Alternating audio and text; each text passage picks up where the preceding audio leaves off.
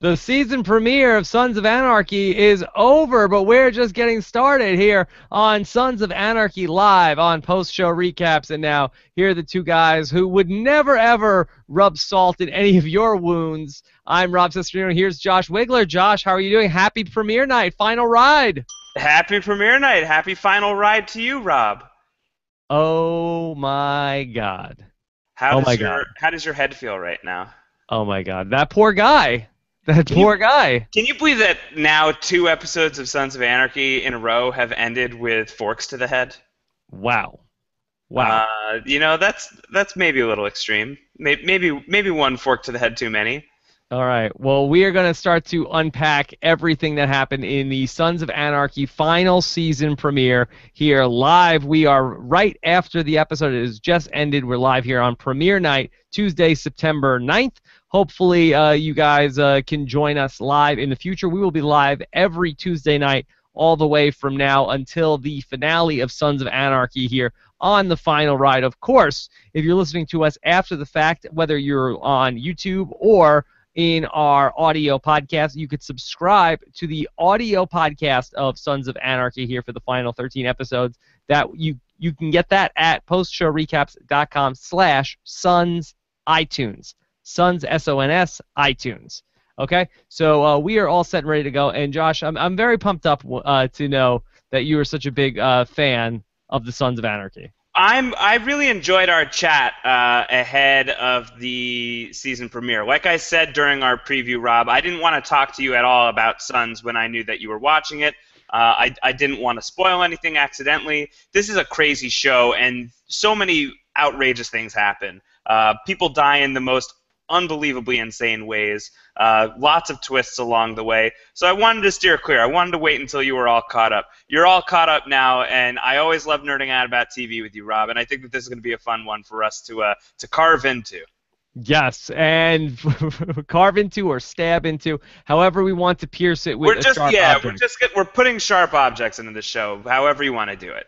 Okay, so if this is the first time you're joining us, let me set up how the live show is going to work here tonight. We've got the chat room going on postshowrecaps.com. We've also got our hashtag PSRecaps live on Twitter. That Scott St. Pierre is monitoring all of that for us. And, of course, you can post questions on our YouTube channel at postshowrecaps.com/YouTube. And tonight, I think we're going to focus on all of the broad strokes and check in with what all of these characters are doing along the way. And I guess we got to start with our top story at this hour, where it seems this poor innocent young man who just happened to go to a party at the old porn studio gets fingered as a person who is committed a crime by Gemma. He gets fingered and then he gets forked. Oh no, he really did get forked over pretty good, this guy. And Gemma is really, I feel like, even more so than ever before, being set up as the person who is ultimately the villain of the series. Oh yeah, she's a horrible person. Doesn't she say to Juice, does she say I'm not a psychopath, or does she say to Juice, I'm a psychopath? I kind of think she said I'm a psychopath. So she certainly seems to be. She's talking to the ghost of Tara at one point. So, man, is that Gemma, what you thought she was? I thought she was rehearsing her lies for when Jax comes home. No, I think that she's talking to Tara because she's saying, I believe Wendy. I don't think she's here to replace you or me. I think she'll be a good influence on the kids. And she's talking to no one in particular, and I'm pretty certain she's talking to who she believes is Tara. So Gemma is way out there right now. Things are not good for Miss Maroteller. Do you think that this final season is going to be Gemma's downward spiral? Oh, yeah, absolutely. I mean, you and I I think you and I disagree about her ultimate fate right now. You seem to be on the side that Gemma is going to die. I don't think that Gemma is going to die. I think the worst possible fate for Gemma is that Jax is dead and the grandchildren are either dead or taken away from her forever, and she has to outlive all of the terrible things that have happened, and she has to be forced to see it all. The worst thing that you can do to Gemma is take her family away, and I think that is definitely where she's headed. This does not have a happy ending for Gemma, whether she's dead or alive. So at what point do you think that Gemma came up with this plan that she was going to say that this young man who was at the party, I'm not even sure, did he have a name, that guy? Not that I caught. Yeah. And so she said that he was the guy that she saw after when Tara had been murdered. So at what point did she tell Jax that, hey, I saw a guy that looked like he was in the Chinese gang, and you need to invite everybody you know to this party, and then Gemma will ID this guy? Yeah, I don't know when it happened. I mean, there's some clues along the way. There's a scene, there's the scene where Gemma and Juice are talking, and Juice is basically like, "Why are you helping me out?" And Gemma says, "Well, you bought me a story that got me out of my situation with Jax. You helped me buy my way out of the Tara thing, so I owe you one." So I wonder if she started concocting the plan as early as early as that night. I think it's implied that Jax is picked up and thrown into jail pretty quickly after Tara is killed. I think he's picked up for a parole violation for having the gun in the house. So Gemma and Jax aren't going to have too much FaceTime right away. So she has a little bit of time to come up with this story, but I think it's going to have to come up pretty quick. And it seems like the entire time that Jax is in the prison, he knows about this. He's operating under the assumption that the Chinese killed Tara. Everything that we've seen from Jacksonite has been operating under that assumption, and he is wrong, but he is going to go full tilt against the Triad. Oh my god. Oh my god. Yeah, I didn't really know why Jax was in prison at the start of the episode. I thought that he was in prison because they thought that he killed Tara. I think they pick him up on the technicality because certainly it looks like he could be the guy. He has reason to be the guy.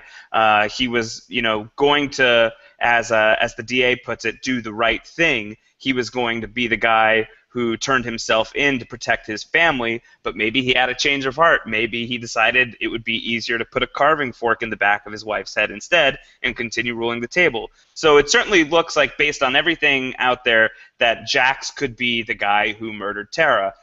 So why not pick him up on a technicality? Why not throw him in jail for now while they're trying to figure everything out? But they can't figure out who did it. It certainly doesn't look like Jax. There's no smoking gun in the house, just a regular gun on the ground. So I think that they've ruled Jax out at this point. I was very sad for Jax, especially that he didn't even get to go to Tara's funeral. How horrible is it that Tara's gravestone is just like an ambiguous prison gravestone?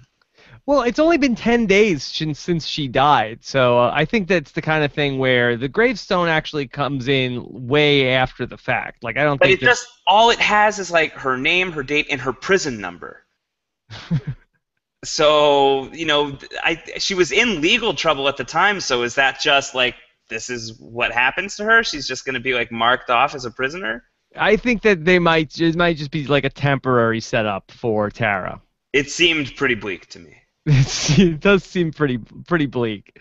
Okay, so as far as Gemma goes, what is her next move? And Josh, it's very fun to be able to talk about this show and not have to worry about spoilers or anything like that. What happened in the Sons of Anarchy graphic novel or anything like that. So we really can just speculate. There is the Sons of Anarchy graphic novel. Is it based on the show? It takes place in the universe of the show. But it's obviously it's not going to have canon. No, it's not going to have spoilers for what's ahead. Yeah, no, I have no idea what's going to come up next. I'm as in the dark as you are. It's very fun. This is a show that's constantly surprising you. This is what I said to you during the preview cast, that it's a hard show to fall behind on because something massive can happen just in the middle of the season, in the third episode of the season. Before the finale, something big will happen. Opie is killed in the third episode of season 5. You don't expect a major character to die in such a dramatic way at such a random time during the season. So things can heat up really quickly. Things can escalate really fast on Sons of Anarchy. And here we are in the final season, and I think it would be foolish to think that anybody is safe, and I think it would be foolish to think that things aren't just going to ramp up really fast and unexpectedly. I'm sure Gemma feels like she's got everything figured out now. There's only one hanging Chad. that is only one person that knows what actually happened, and that would be Juice. Yeah. And Juice was probably one of the other bigger stories of the night, and he ends up getting busted by that old meddling Unser. My man Unser. Yep, you could take Unser out of the police force, but you can't take the police out of Unser. And he is going and investigating in Wendy's apartment, and then he finds all of Juice's stuff, and Juice now has Unser tied up. Yeah, so this is not great. It's a bad situation for Unser, who's my favorite character on the show. So I hope that I have felt very confident that Unser is going to be the last man standing when all is said and done, or at the very least he is not going to meet such a horrible end. Maybe the cancer will finally get him one day, but I really don't think that he is going to meet Mr. Mayhem in a gruesome way. But maybe I'm wrong. He's certainly in a precarious situation with Juicy Boy right now. Yes, in our season preview show, we talked about who is the one character that you think is going to be left standing at the end of this, and that was your pick, Unser. I picked Unser, which may have been a mistake. We will find out. Find out. But I feel like he will get out of this, because I feel like if he was going to die, Juice could have just killed him. Yeah, they could drag it out a little bit, which would just be horrible, and I hope not. But I think they also set up that storyline in the making. Tyne Patterson, the DA, she comes to Unser and says, "We're going to have a new sheriff in Charming pretty soon. I'm going to link you two together. You can be a consultant. You can help her navigate everything with the Sons." I don't feel like that scene exists unless there's going to be some payoff there, and there's not going to be payoff there if Unser doesn't get out of this situation. So I'm hopeful for Unser. I don't think that this is the end for Unser, but what it is complicated.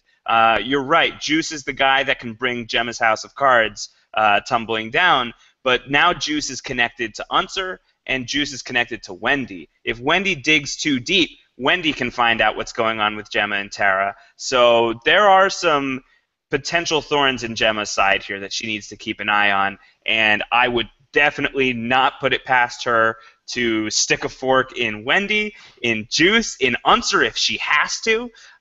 So Gemma is a force to be reckoned with. I would not be surprised if Gemma ends up killing another main character before all is said and done. Oh my God.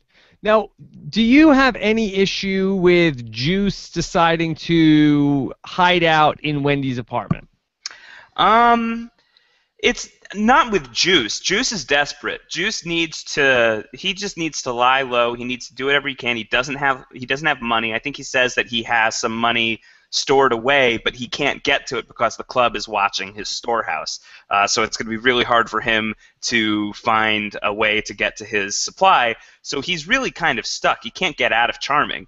It's very difficult for him. So I have no problem with Juice basically taking whatever route he has to taking whatever handouts he can from Gemma. But it's a sloppy plan on Gemma's part because, as we see, Wendy can just check out of rehab and come home and have no problem just running into Juice. So that was, I think, pretty sloppy on Gemma's part. And Juice, we know, is a very healthy guy. He is also very organized. Can I just say, great butt? Whoa! It's a solid posterior on Juicy. Oh my God! Have we seen every member of the Sons of Anarchy's butt at one point?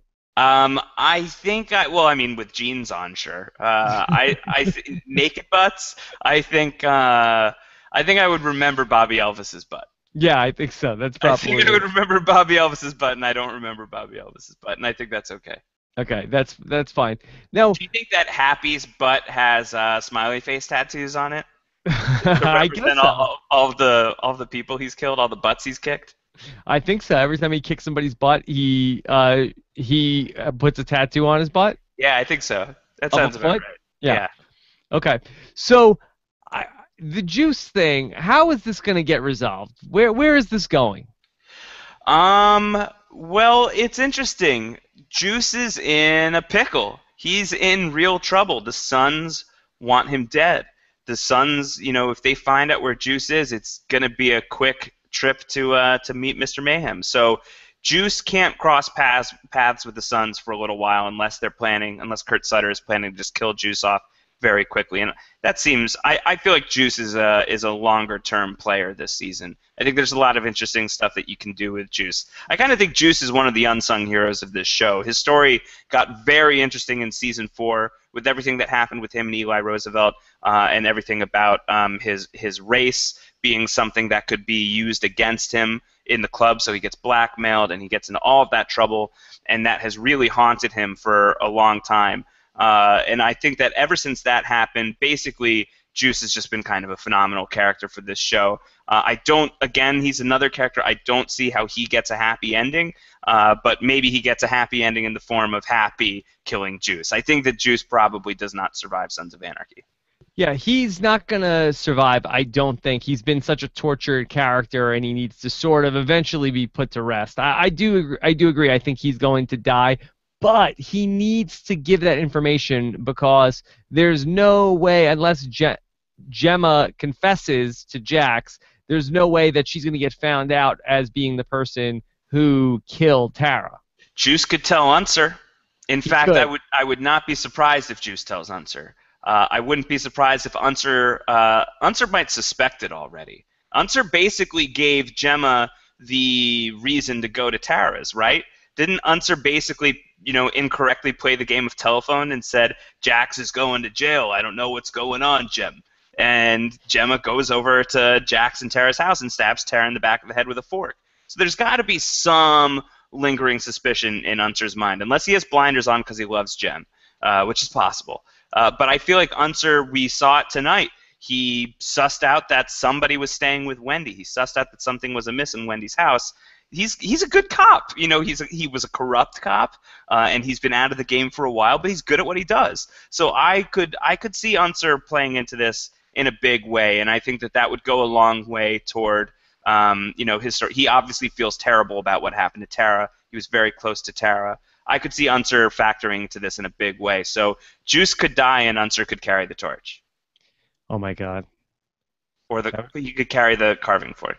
Yeah, absolutely. Yeah, Unser, I think it's going to be interesting what happens with him, because eventually Wendy's going to come home, and right, because Gemma has had Wendy come to babysit, and then Wendy is staying with Gemma. Oh, she's just completely. She's living with Gemma right now. She says to Gemma, "Well, I'm going to be coming to stay with you since you let Juice live in my apartment."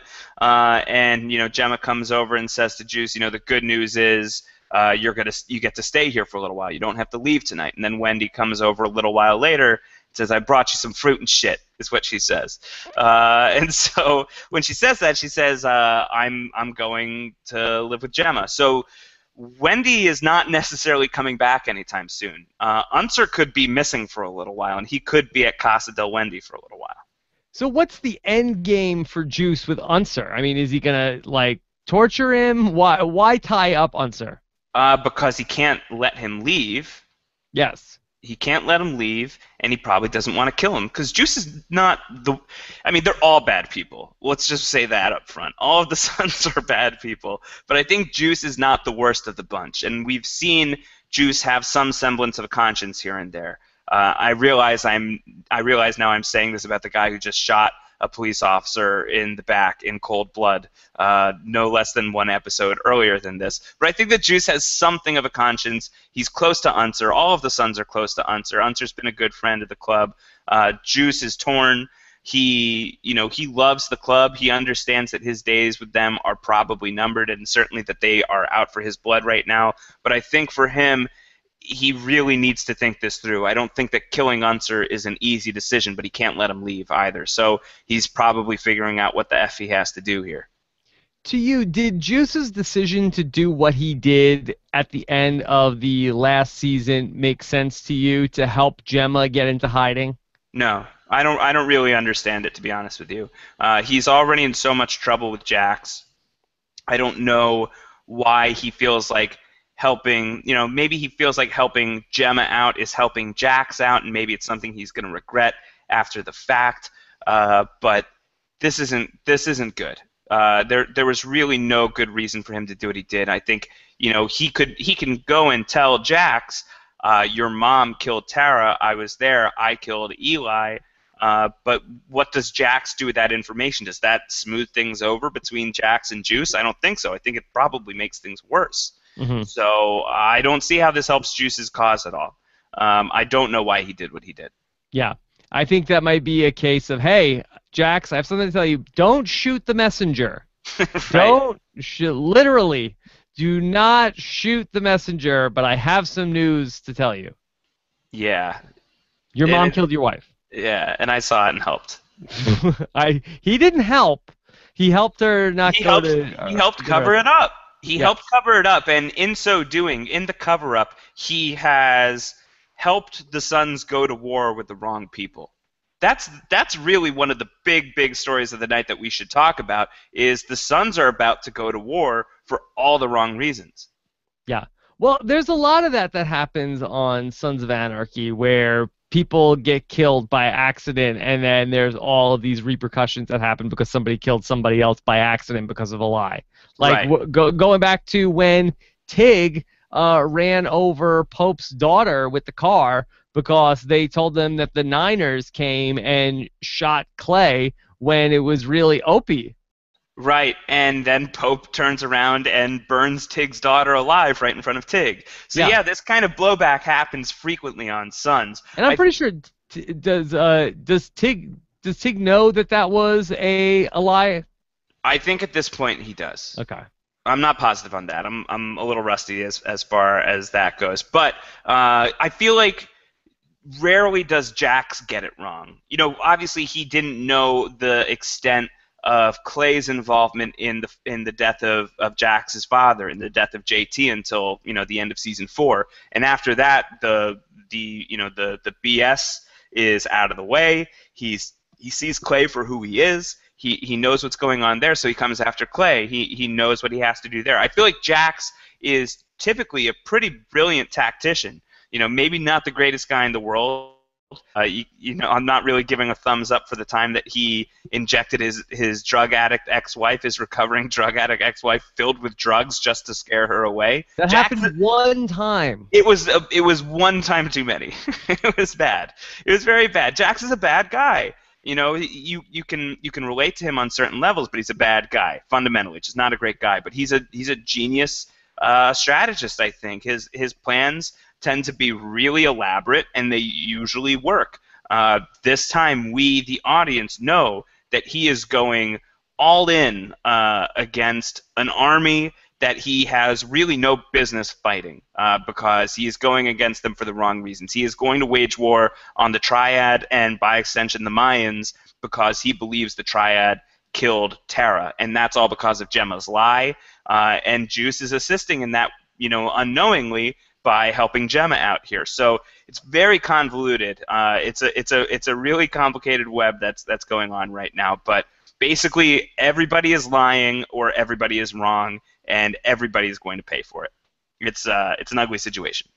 Will Jax find out this season that Gemma was the one that was the brains behind killing John Teller? Yeah, I think he has to. That has to come out. And how, I'm not sure. Unser, I believe, knows. I think Unser was part of that whole deal, right? I think that he was part of the cover-up. I think he covers up the traffic report, I think, of what Clay and Gemma did to JT. So I think Unser knows. Unser could tell Jax, and if Unser finds does he know that Gemma? I know that he was involved in the cover-up, but does he know that Gemma was involved in I think he does. Planning? I think he does. I don't know if he knows that she was top dog, but I think he knows that she was involved in it. And certainly if Unser finds out that Gemma killed Tara, Unser is incentivized to come to Jax and say, Jax, your mother killed your father and your wife. I think that Unser could blow the whole thing up. Forgive me if I'm speaking ill of the great the great Unser. But does anybody notice a pattern that Unser just seems to just be hanging out with all of the women of Charming? Like, all of the guys go out and do their thing, and then here comes Unser like hey, Gemma, what are you doing today? hey, Tara, can I hang out with you for a little bit? Wendy, can I drive you around? Is it possible that Unser is just kind of a perv and just is hanging out with all of the women in Charming? He's got good taste. That's part of the reason why I love the guy. Yeah, I'm surprised he's not hanging out at Diosa all day. Yeah. Hey, Nero, let me know if you need anything. I'll be right here. I could help you out. You always seem to have Chucky helping you. I've got all my fingers. You could use a guy like me. I'm an old man. I'm retired. I'm bored. I need something to do. I got nothing to do all day. I'm smoking pot. I'm in my RV. I could really be of assistance here. I'm baked right now. So Yes, he is. yeah, so I don't know about Unser. He might just be, maybe he's just lecherous. How often is Unser stoned? All the time or almost all the time? Got to think all the time. So is he stoned right now with Juice right now in Juice's captivity? Well, Juice runs a head shop. That's right. So do you think that Unser might be able to buy his way out of this? He'd be like, hey, Juicy, I got some of that good herb. We could talk about this. And Juice, who's been like locked away in Wendy's for a while, probably hasn't had access to the ganj for a while. Okay, so you think Unser in a role reversal could be selling pot to Juice? Or they could just, have like a peace pipe session and talk this out. Yeah, I don't know. I don't know how Unser's getting out of this one. The only thing that I could think of is that maybe when Gemma is going to swing by, then she's going to say, Juice, what are you doing? You got Unser tied up. Do you think that if Gemma finds out that, like, let's say she finds out that Unser is tied up at Juice's at Wendy's house under Juice's hostage situation? Yeah. Do you think if Unser were to find out what Gemma did to Tara, is it past Gemma to kill Unser? Is that a bridge too far for her? I mean, no, there is no bridge too far for Gemma, other than killing Jax Thomas and Abel and maybe Jax. No, there's no way she would kill Jax. I don't know. There's no chance. I think that's the line. You're right. That's probably the line, but I'm not going to say definitely ever with Gemma. Yeah, I guess that's fair. You never know. If it came down to it, if it was her or Jax. I think that's the one situation where she says, "All right, stick a fork in me. I'm done." Yeah, there you go. I don't know. I think if Jax comes at her with a gun, I don't think that she would be beyond shooting him. I think she's beyond shooting him. She's certainly not beyond trying to talk her way out of it. I don't think that she could live with herself. I don't think that she cares about herself that much. Maybe I'm wrong. Maybe you're right. We'll see. Maybe you just have too high of an opinion of Gemma. I love you, Gem. I don't have a very high opinion of Gem. Okay, so let's say she comes into the house and Juice is there and Unser is tied up. Does she say, like, Juice, come on, you gotta let Unser go? Or does she say, Unser, you had to be sticking your nose where it didn't belong? Yeah, I think that this is danger territory. I think that this secret is so important to keep on lockdown that, frankly, she's taking a risk by leaving Juice alive. So I think the wider this net gets, the more Gemma's incentivized to cut out everybody who knows. So if she finds out that Juice has Unser, I'm not confident that she's going to be bargaining for Unser's safety here. Well, that's the other thing that I felt like was a little odd. That don't you think Gemma should have just had Juice killed? Now, I know this is a problem because usually she has the sons to do all this sort of dirty work for her.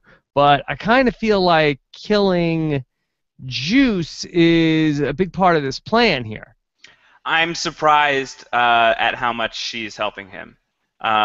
She says, you helped me out, so I'm helping you out. I mean, she must really believe that unless she has some elaborate plan for how she's going to get rid of Juice, but you think by now she would have put that into motion. So she must genuinely be looking out for Juice right now, which seems out of character with Gemma. I feel like, given everything that's happened and given the stakes involved, I think it behooves Gemma to kill Juice. Yeah, I agree. And if anything, you would think that we could have like a scenario that's sort of a redux of the first episode of Sons of Anarchy where, Wendy tried to, or Wendy, started doing the heroin, and Gemma tried to get her back on it after Juice's near suicide attempt last season. You would think she'd be like feeding him like OxyContin, like Pez. Yeah, like keeping him drugged up. Yeah, like, oh, this will make you feel better, Gem, or Juice. There you go. Well, it looks like she's feeding him dog food, so that might be just as bad. Okay, well, whatever he's doing, it's working. The guy still looks great. He's cut. Yeah. Great butt. Great butt. Great butt. All right, let's talk about, besides Gemma and Juice, some of the other characters and storylines of what's going on. Josh, can you give us a sense of what is going on with the we are partnered up with the I want to make sure I have everything right. What is the name of the other gang that the Grim Bastards? The Grim Bastards. Yeah. And so we are working with them because one of the Grim Bastards was assassinated. So yeah, well, the Sons and the Grim Bastards have always had at least like a decent working relationship, if not an outright alliance. It's been tested every once in a while. I think I don't remember exactly what it was, but I think that the Grim Bastards were protecting somebody that the Sons wanted dead at one point in time, and the Sons went ahead and killed the guy anyway, and basically told the Grim Bastards, "You got to let this go, and we got to be cool." I think there was some situation. I think that's like season 5. Yes. But anyway, they've had a relationship for a good little while. Right now, Jax, we see that Jax is forging alliances. This is what he's doing in prison with Marilyn Manson's character. Marilyn Manson is a leader in the Aryan Brotherhood. The Sons have had a shaky relationship with the Aryans at the very best. They've had some sort of shaky truce with Darby every now and then, but Darby's a bit of a joke, according to Marilyn Manson. I would agree with that.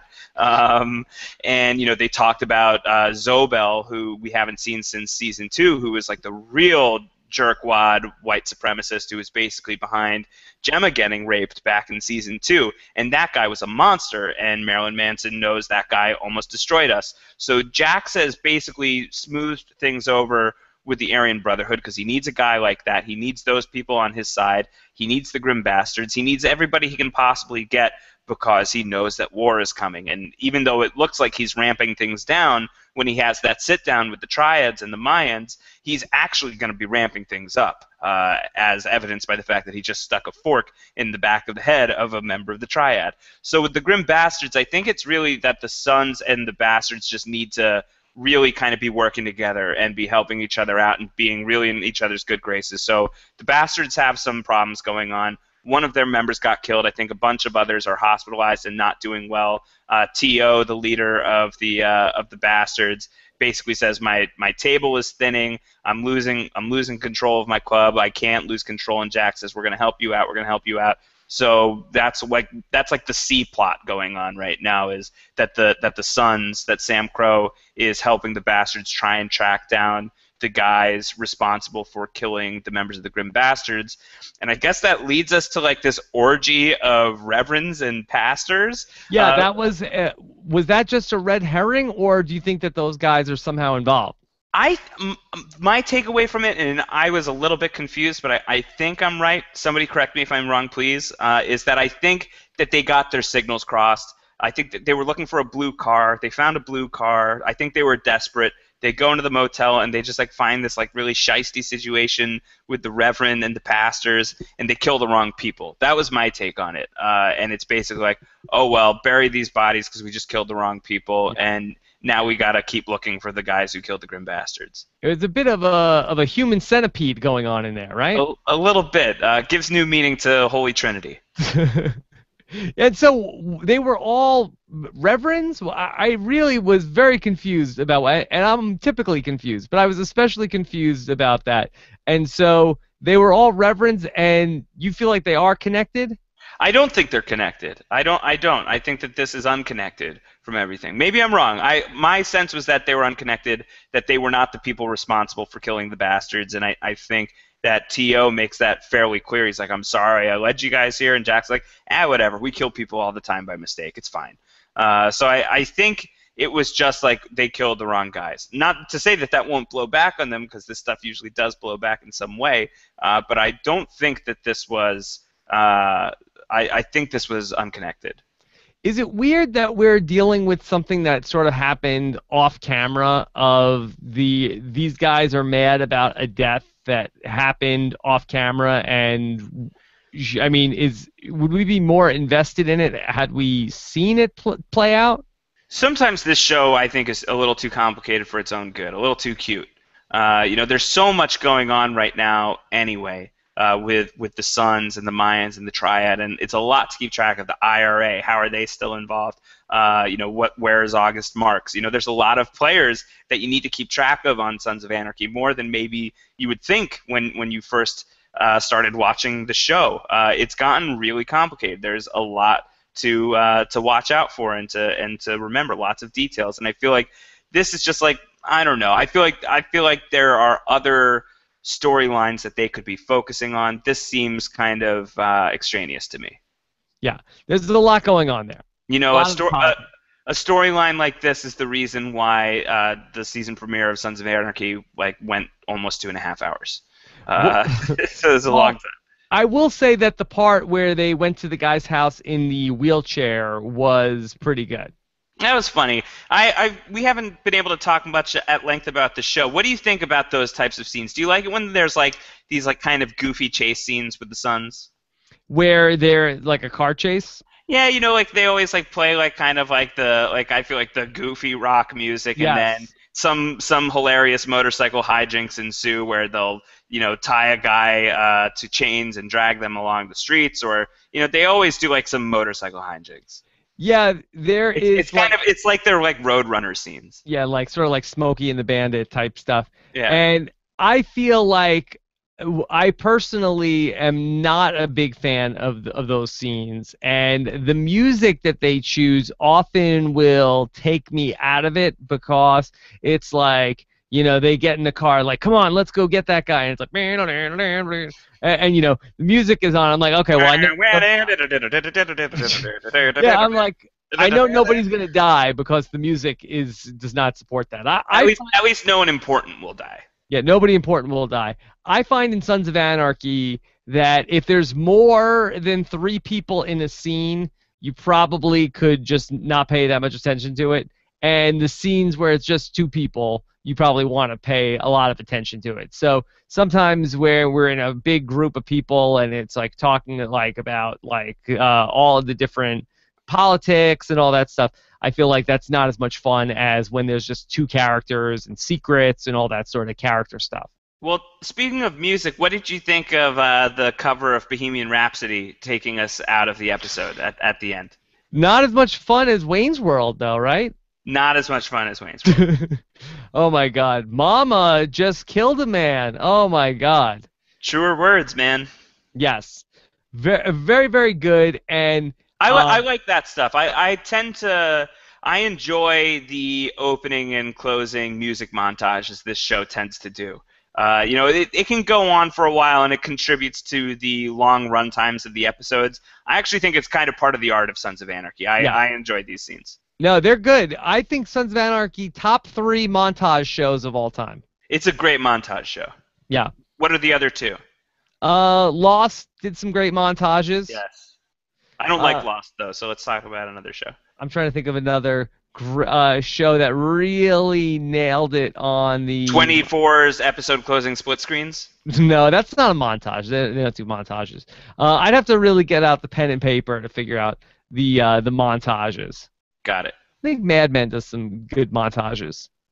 Breaking Bad had great montages. Yeah, lots of good montages on a lot of different shows. Yeah, we're gonna need a montage. Yeah. And no, I really did like the Bohemian Rhapsody cover. It was very well done. I mean, they really found a way to make Scaramouche be something that was taken seriously. Yeah, they really did the Fandango tonight. Yeah, very, very good. Very, very good. Very, very frightening. Yes, Thunderbolts and Lightning, indeed. Okay, so let's just check in with a couple of the other stories. Let's check in with Nero. Nero, yeah. Okay, of course, he is now part of the Mayans chapter. And again, I don't know if the timeline exactly works, Uh, we find out from Patterson that it's been 10 days since Tara was killed, correct? Yes. But that chapter of the Mayans that they wanted to make in what part of town is that? They're in Stockton, right? Stockton. Yeah, they've already got that up and running. They've already got jackets for Stockton Mayans. They were ready to go. They're ready to go. They've moved in. Yeah. So Stockton Mayans are a thing. So that was refresh my memory, Rob. That was an end of season 6 deal, right? That Yes. Marcus Alvarez and the guys they're moving in, and why are they moving into Stockton? Why are they moving in on that territory? I got the sense that they were just trying to be jerks to Jax because They don't like that August Marks has the guns. Yeah, they didn't They don't like they, that. They don't like that it's August Marks and the only guy left of the IRA. Yeah, they didn't appreciate that, so they wanted to sort of expand into Stockton. You love Marcus Alvarez. I think he's a pretty cool guy. Yeah, you would be bros with Marcus Alvarez. Yeah, I think he's got like sort of like an Idris Elba thing going on. He's the Mexican Idris Elba. Oh, Alvarez. I thought you were talking about. I think you're talking about. August Marks. August Marks. I'm sorry about he's that. amazing. Yes, he's. But I would very also good. maintain that Alvarez could be the Mexican Idris Elba. He could be. No, I'm not a big Alvarez fan. I'm never a fan of the Mayans and what they're up to.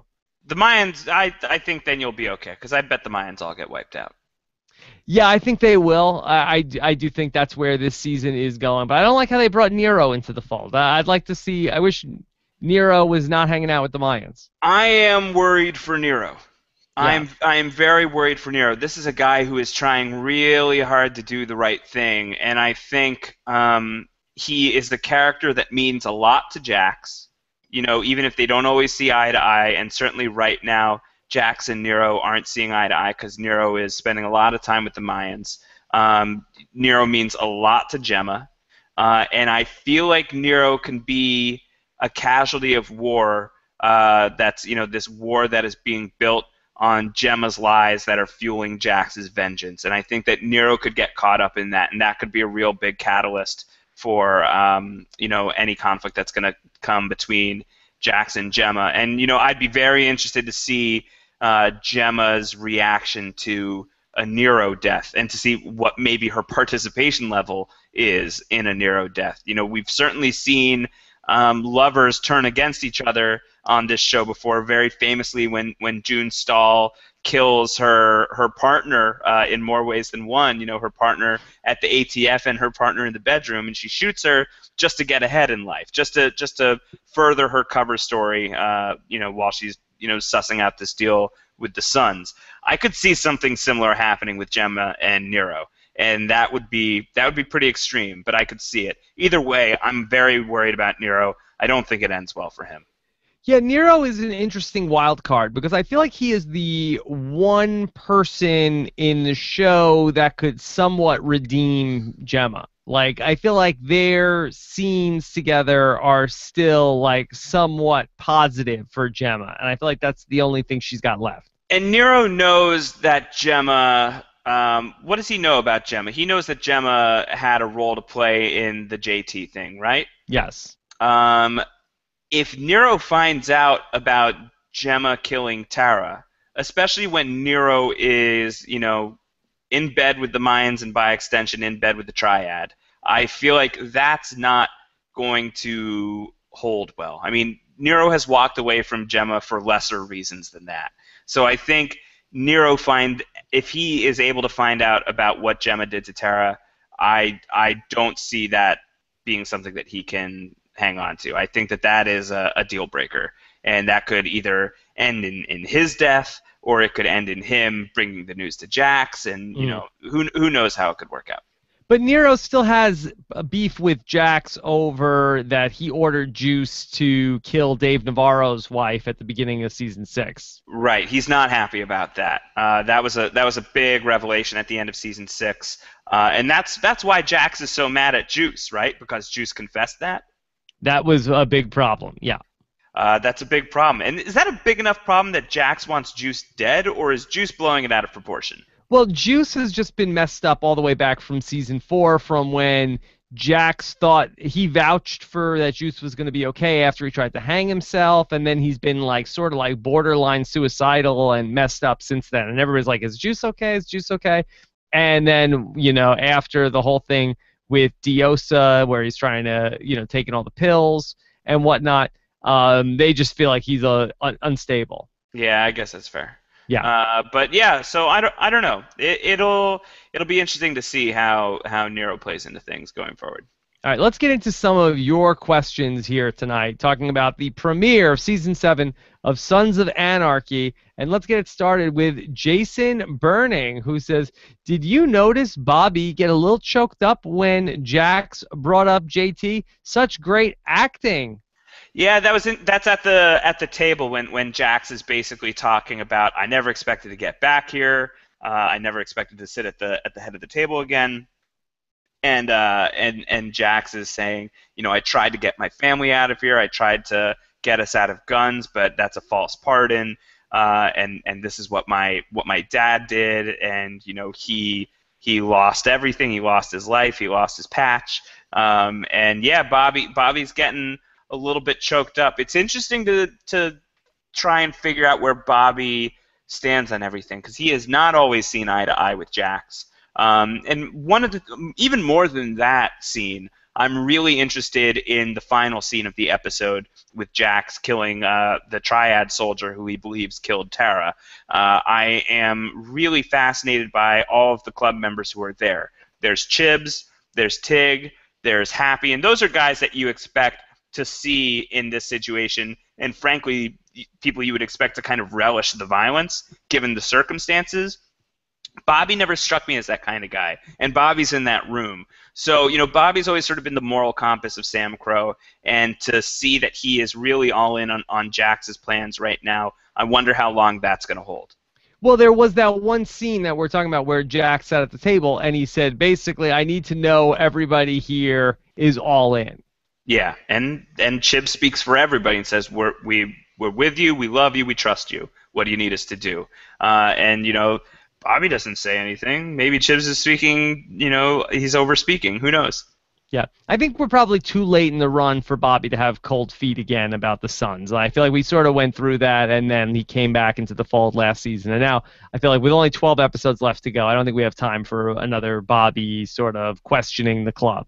Well, less about cold feet and more about Bobby maybe trying to pull Jax back just a little bit, because what Jax just did was very extreme. It was extreme, but I feel like it was warranted. It was a little over the line, maybe. Yeah. We haven't talked about Patterson yet in this show tonight. I feel like Patterson is definitely, I find her to not be a villain in the show. I mean, she's definitely nothing like a Stall or anything like that, but I felt like at times that she was villainous in Season 6, but I felt like she was very positive so far in Season 7. There are no good people on Sons of Anarchy. There are bad people and people with shades of gray. I don't think that there's really any one truly lawful good character. And so, Tyne Patterson has taken to tactics that seem a little shady. She was very pushy with Tara, really trying to get her to do the right thing and, using potentially her power as an attorney to influence her decision making. So she's definitely been adversarial on the show towards the Suns. But I feel more comfortable about giving her sense of morality and justice a pass, certainly over June Stahl, certainly over a guy like Lincoln Potter back from Season 4, the AUSA, who I would love to see back on the show, by the way. Yeah. He's a great character. I feel like he's got unfinished business. But I think Tyne Patterson really wants to do the right thing here. She wants Jax to do the right thing. And it's going to take a lot more than just one sob story to get him to do it. So I think she's got her work cut out for her, and it'll be interesting to see how that plays out. Josh, I want to come up with an award for the most disturbing thing of the week each week on Sons of Anarchy. Do you have a good name for branding that? That's a good question. You've read my mind, though. I definitely want to do some sort of acknowledgement of like the MVP for most nasty thing. Something with mayhem. All right, why don't we leave it open-ended and let people tell us in the comments and on Twitter what Yeah, they totally. suggest for it. So what are the nominees for this week? I think the nominees are. I think it would be the opening scene where Jax is just totally wailing on this guy in prison. He carves something into his stomach. What did he carve into this guy's stomach? Swastika. It was a swastika, right? So he carves a swastika into the guy's stomach and then removes his teeth. That was pretty messed up. Yes. That was pretty big. And then maybe the Holy Trinity, the pastors, Oh, and yeah. the Reverend. Yeah, That was pretty nasty, and them getting killed. You know, death-wise, that wasn't the most extreme, but that was a pretty gross scene.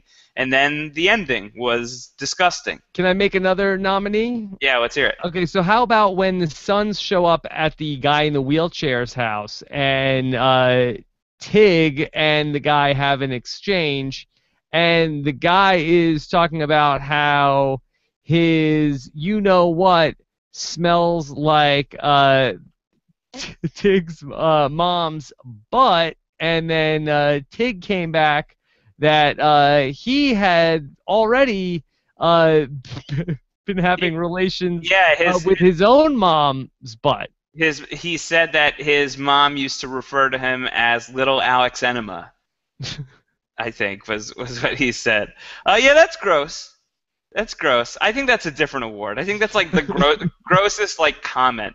Most offensive comment, I think, could be another one, and I think maybe the Alex Enema is on the list for that award. I think for the most violent and disgusting thing on the show, I think probably the ending. I think Jax slicing this guy open numerous times and then literally rubbing salt in the wounds to just make it as painful as humanly possible, and you get the sense that they're there for a while.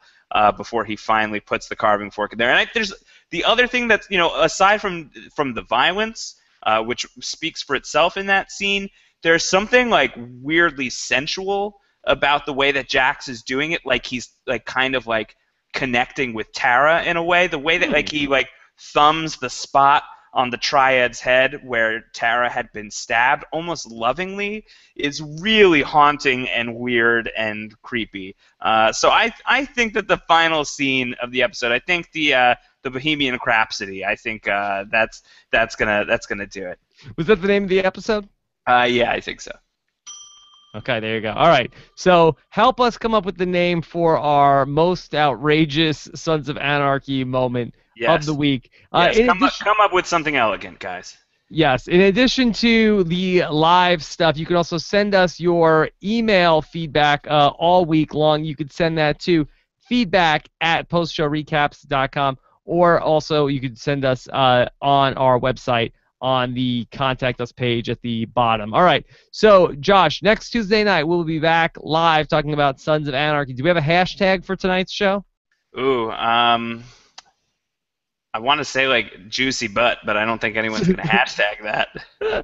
I get the sense that no one's going to hashtag juicy butt. I don't think you want to. I think that's more of an Instagram hashtag. Right, but you want to be careful with that. Okay. Let's say, what do you got? Anything with the fork? Anything with Unser? Oh man. Free Unser? Free Unser. Hashtag free Unser. Don't let my pick to survive the season die in the second episode. I'm happy to be wrong if I'm wrong. I just don't want to be wrong this quickly. I think he'll be okay for a little bit. Okay. All right. So free Unser, and we will be back next Tuesday night at whenever the episode ends, around 11 p.m. Eastern time. We'll be back with you live on Post Show Recaps, and make sure you subscribe. It's a new podcast feed, so we appreciate it when you subscribe and leave us comments as well. Helps more and more people find the iTunes feed. You can get that at postshowrecaps.com/sons iTunes. Have a great night, everybody. We'll talk to you again soon.